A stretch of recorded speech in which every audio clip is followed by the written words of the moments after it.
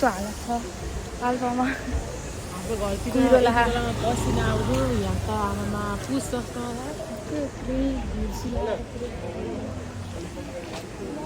Hello guys welcome to my YouTube channel. नमस्ते सबैजनालाई, सबैजना आराम हुन्छ भन्ने आशा गर्दछु।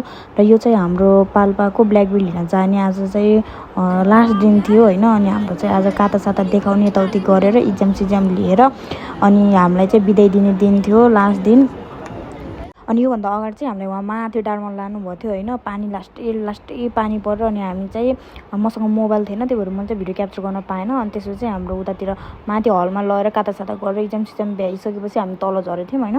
तल झरिसकेपछि यो चाहिँ राउन्डको भिडियो हो। अनि त्यसपछि त्यहाँ चाहिँ आज गुरुको बर्थडे रहेछ, सो त्यही भएर गुरुको चाहिँ बर्थडे मनाइदिन लानुभएको थियो केक सेक ल्याएर अरू गुरुहरूले। अनि हामी चाहिँ टक्क लाइनमा बसेर अनि हेरिरहेको थियौँ, टाढीबाट मैले चाहिँ भिडियो गरेर आएको थियो। अनि घाम चाहिँ बेसी चर्केको थियो कि योभन्दा अगाडि चाहिँ पानी परेर चौर एकदम चिसो थियो, तर यो घाम भएर फेरि त्यसपछि चाहिँ घाम चर्केर लास्ट घाम पर्थ्यो। र जाने बेलामा त्यहाँको तातो घाम खाँदै हामी चाहिँ घरतिर लाग्यौँ। हामी घर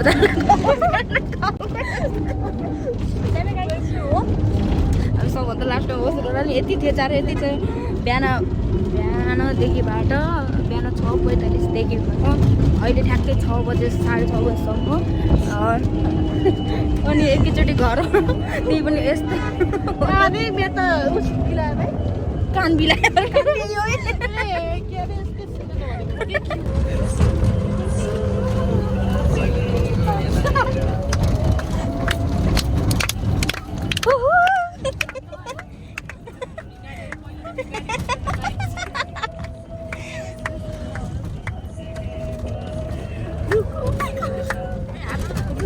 डीजे बजेको के गाइज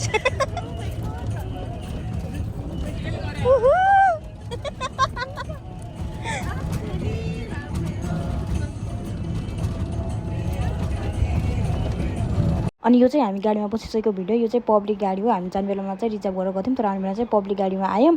अनि त्यहाँदेखि हामी चाहिँ रुममा गएर छिटो ड्रेस चेन्ज गरेर यताउति गरेर छिटो हामी 10 मिनटमा निस्किन परिभएको थियो। अनि त्यही भएर चाहिँ म त्यहाँ भिडियो चाहिँ गराउन पाएन होइन। अनि त्यति बेला एकदम गाडी छुट्ने उस थियो कि। अनि 6:30 बजी हिँडेको भनेपछि हामी त्यसपछि गाडी पाउन एकदम गाह्रो हुन्थ्यो नि त। अनि बुटोल आइपुग्न पनि हामीलाई एकदम टाइम लाग्थ्यो। त्यसपछि बुटोलबाट पनि अझै भित्र हाम्रो 1-1.5 घन्टा लाग्छ। अनि त्यसपछि एकदम टाइम लाग्नु भएर हामीले छिटो चेन्ज गरेर अनि हामी चाहिँ निस्किभएको थियौँ। त्यसपछि गाडीमा पसिसकेपछिको भिडियो यो चाहिँ। अनि हामी चाहिँ एकदम रमाइलो गर्दै नाच्दै निस्केको थियौँ, किनभने यत्रो 3 दिनदेखि यस्तो थकाइ लाएर होइन, यसो ट्रेनिङ गर्दा यस्तो भेजा भइसकेको थियौँ।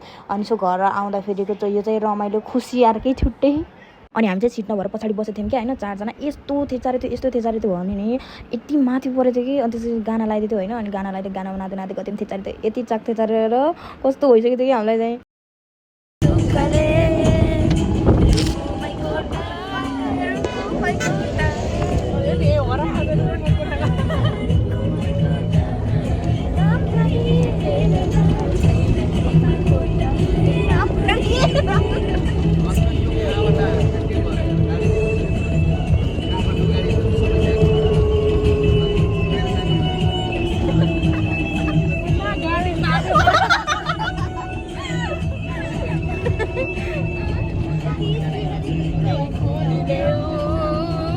लाजलाई आँखैले बोलिदेऊ मनको कुरा हामी चाहिँ रमाइलो गरेर आएको थियौँ। तर इस्मा र गुरु अनि त्यसपछि 2जना भाइ चाहिँ अगाडि थियो नि त। अनि उहाँहरू फेरि सुतिराख्नु भएको थियो। अनि थकै पनि लाग्यो होला होइन, नर्मल कुरा हो। अनि हामी चाहिँ पछाडि चाहिँ रमाइलो गरेर आएको थियौँ, किनभने हामी 4जना एक ठाउँमा थियौँ नि त, त्यही भएर।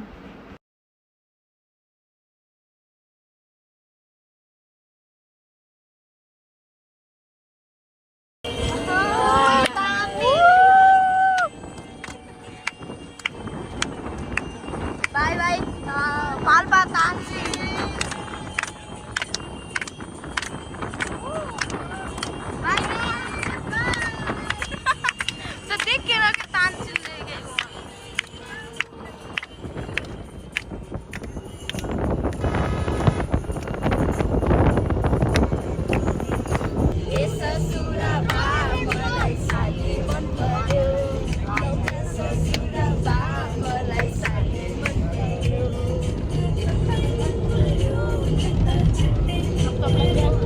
ल्या यहाँ फेरि हेर्नु न, म मात्रै सुतिजाने कि अरू सब भुस के, अरू सब भुस बिनिका झन् चस्मा लगाएर पुरा होइन यस्तो तरिकाले सब सुतिभएको थिएन न, म मात्र सुतेको थिएन क्या। मैले चाहिँ सबैको भिडियो गराएँ, टक्क लाएर सुतेको।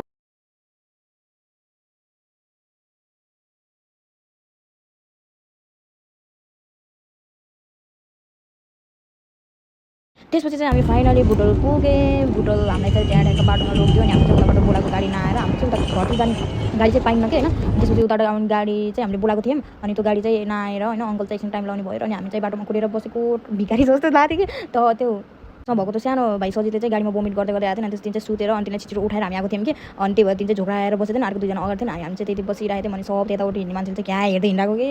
सो यति नै हो मेरो भिडियो चाहिँ। Thank you for watching my video. अनि हामी चाहिँ ब्ल्याक बेल्ट लिन जाने 3 दिनको जर्नी चाहिँ यहीँ एन्ड भयो। Thank you, by by.